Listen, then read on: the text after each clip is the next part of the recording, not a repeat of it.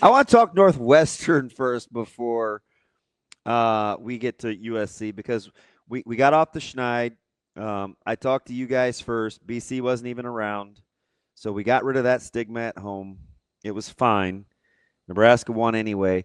At what point were you like, oh, shoot, welcome back, fans, in that game when you're watching it unfold? Because it was sleepy early for everybody in that stadium, didn't you think? Yeah, I mean, it was. I do think the way the first drive unfolded, how Nebraska kind of looked in that, there was that third down run that Emmett Johnson had where I refer to it as he got small to get through the hole. Yeah. And I think people really kind of appreciated how they went down and scored. And then it just became kind of your vintage middle of the game Nebraska slog. Uh, it got loud again with Kenneth Williams on the touchdown.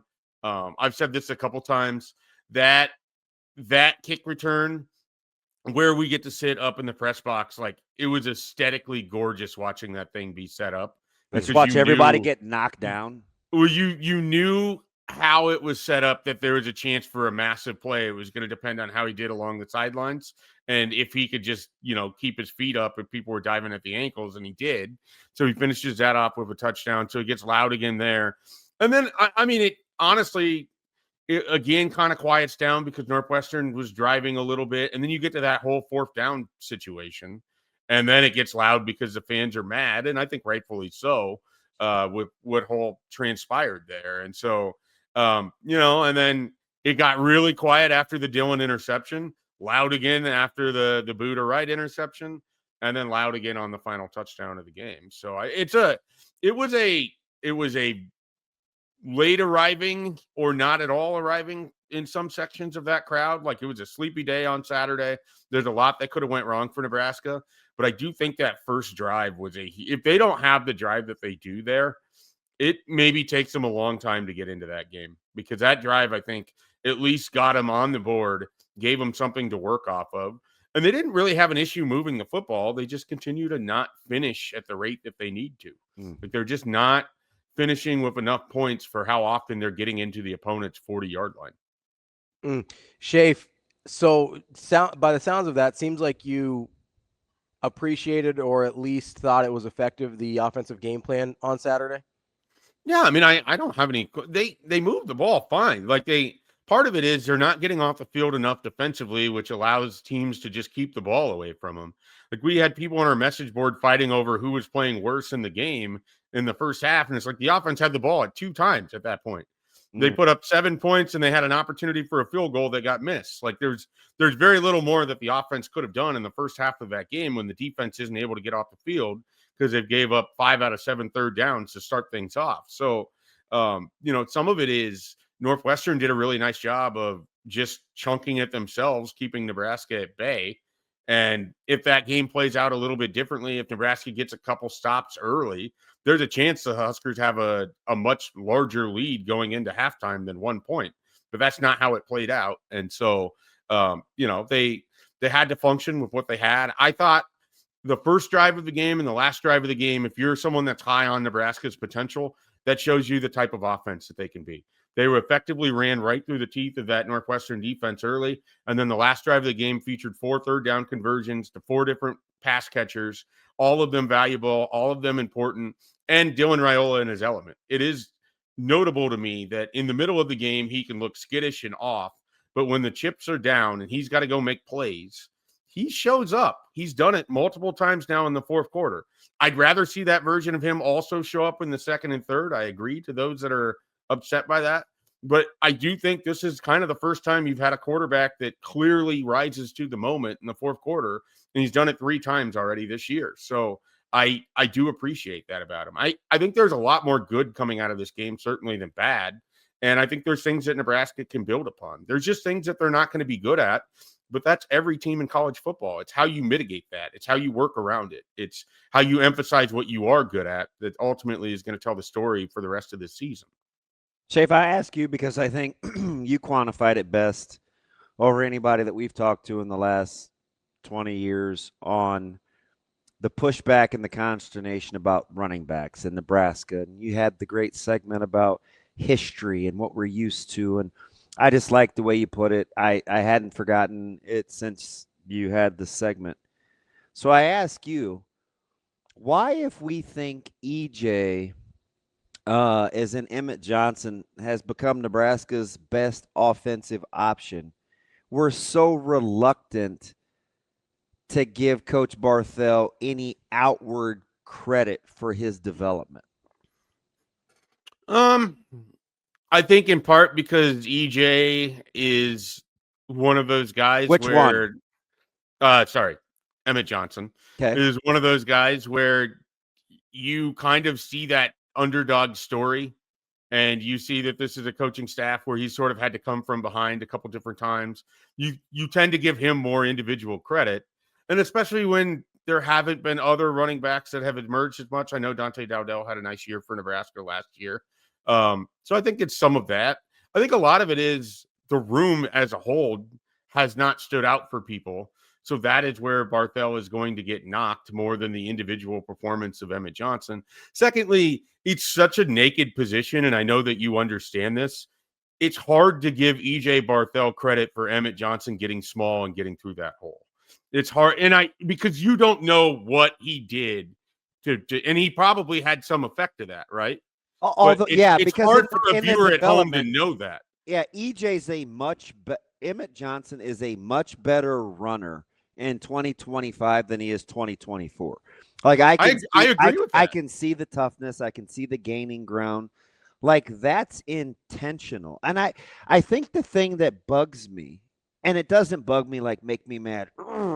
It's like even in a room as talented as some of our running backs rooms were, Coach Solich gets a ton of credit, and rightfully so. So I think in the same vein, if you don't like the talent level in the room as much and a guy still is good, then the running back coach should get even more credit. But we're just very reluctant to say, hey, you know what?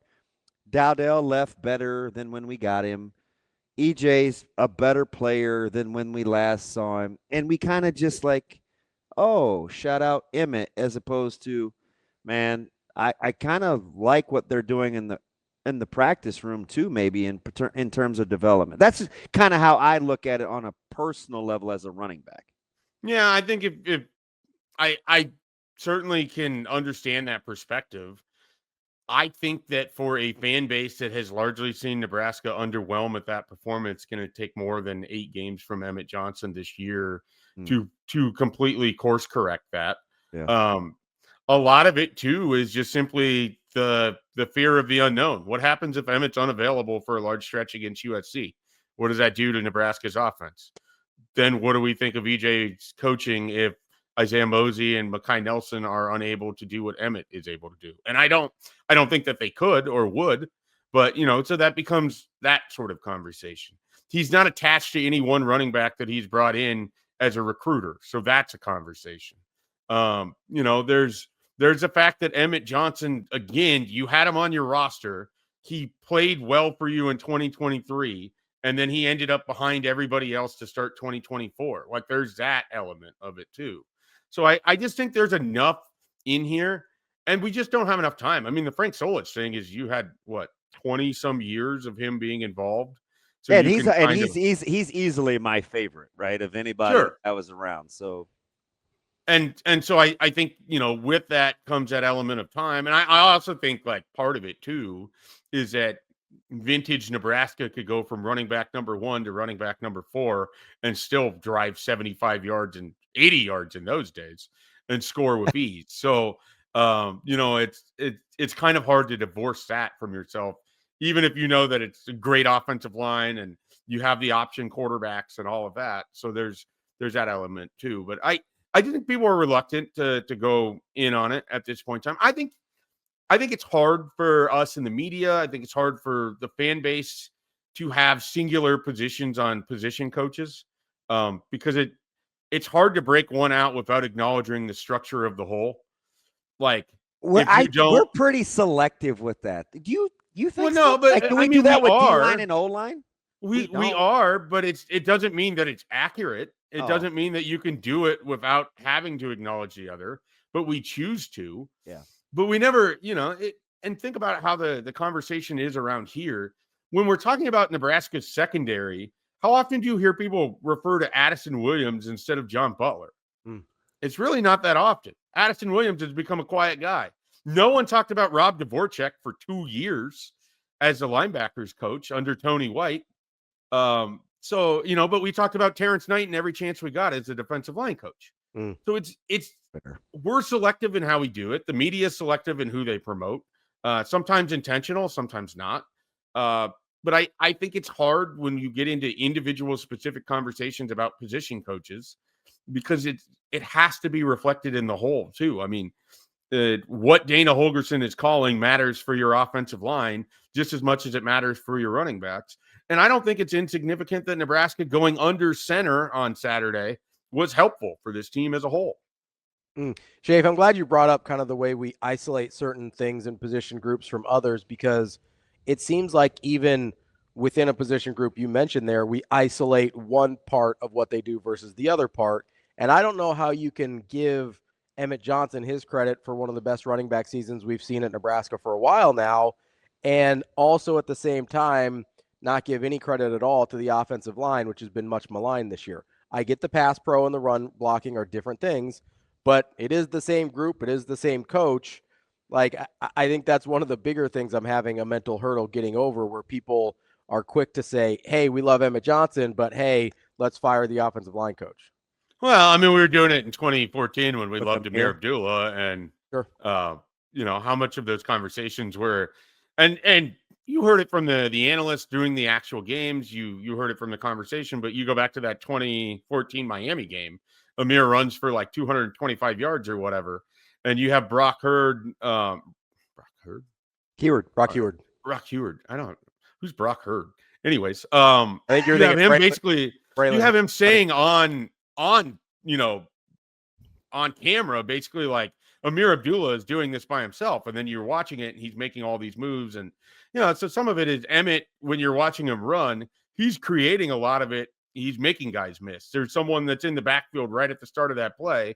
He makes a miss and he picks up like 17 yards running out to the left.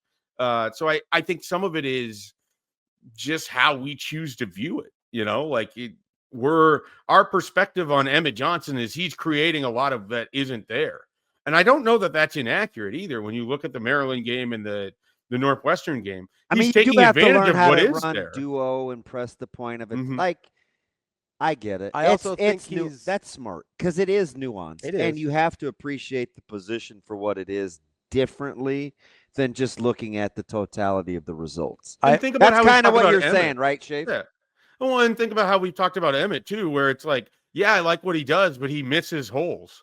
He's not missing as many holes this year. His vision looks like it's a little bit better. There's times where it's like, man, if he would have cut that left or if he would have cut that right. But that's where the progress in his game seems to be, is that he also feels like he's more decisive. I don't know if you guys would agree with that or not. That's coaching. I think there's been a lot more like get the foot down and get forward this year, whereas last year it felt like he was kind of trying to pick his spot a little bit more, particularly on some of those inside runs. So I think that's areas where, Barthel very easily could have worked with him. Some people on the outside would look at it and just think, well, that's a natural progression of a guy now in his 4th season of college football who's played more football. I don't know how that works because I don't play running back. No one ever wanted to hand me the ball. I don't blame them. Oh, yeah. When they wanted to get outs on the mound, they were like, let's give it to Mike J. Here. Well, yeah, that's a different shape ball. Different ball, different sport. My bad. I will say, I do think high leverage. I think success, high leverage. Mike J. Regardless. Look, I appreciate it. Thank you. Better beard than Clayton Kershaw, though. You said it earlier. I was just repeating. You did say it earlier. Yeah, that's not. Why would you, Mike J? We're not defending Ravi. No, I'm just saying you did say it earlier. I'm defending my beard is what I'm defending. Objective. It's like family. I can talk about him. You can't. My bad. I won't stick to Pedro, and I won't say anything about Pedro Guerrero either. The fake bloody sock guy and all that other stuff. Nah, he's out the fam. He wants a managerial job. Enjoy that. Schaefer, I will say it seems like while I will say Emmett Johnson has created a lot of things with his own efforts, and this is anecdotal, it seems like most of that has happened a little bit further down the field. How much do you take of that versus like offensive line And then, like, yes, there's some isolated incidents like the third down run against Northwestern where you're like, oh man, that dude did it all by himself. But for the most part, I consider offensive line play in the run game like the first 4 to 6 yards. And then after that, good luck, it's on everybody else, whether it's the wide receivers blocking or the running back effort or whatever. I think most of the stuff we're seeing with him creating runs on his own is after that 4 to 6 yard part. Am I, like, anecdotally, is that crazy?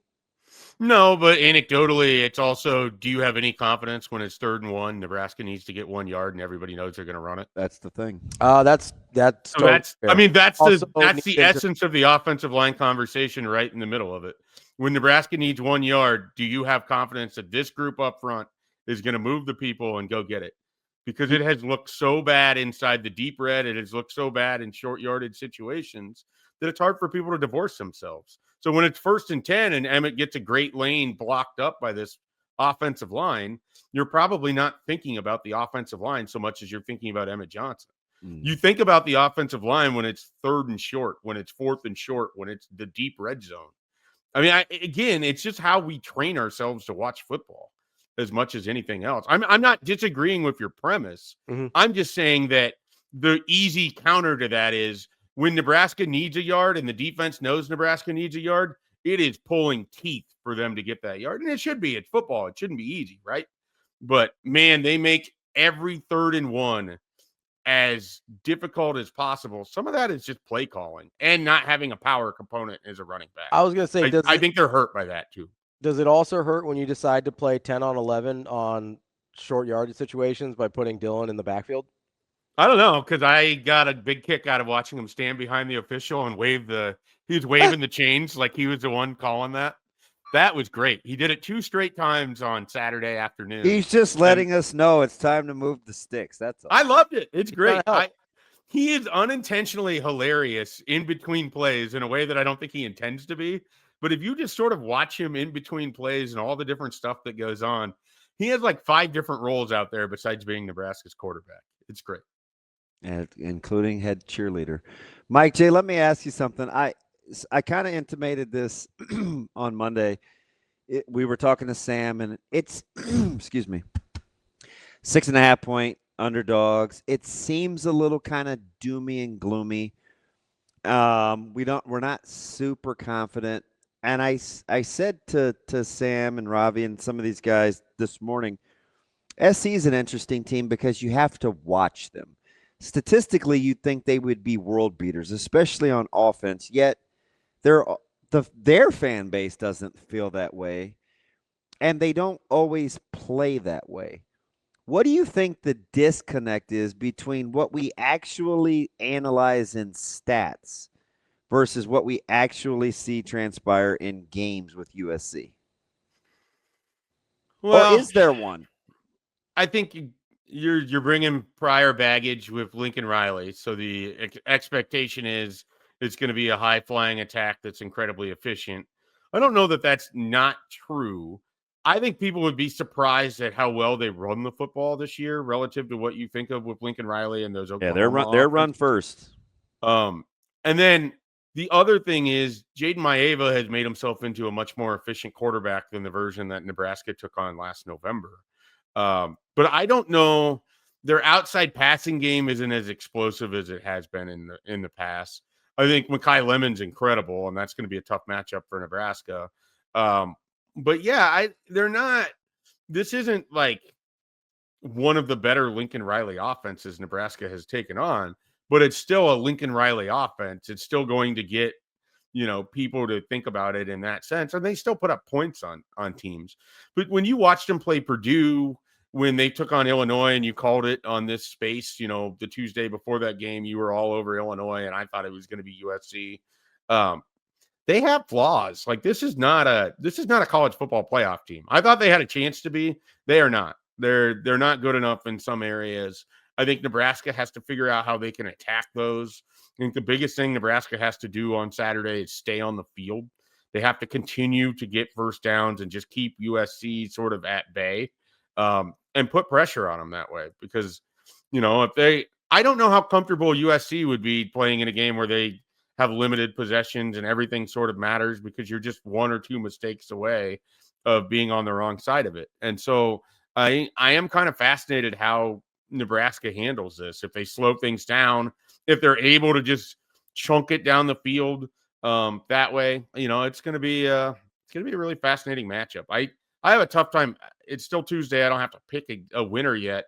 I think it's going to be USC, but I think Nebraska is going to hang in this game for a long time. I appreciate the 29 minutes here too, Mike J. Let me ask you something real quick.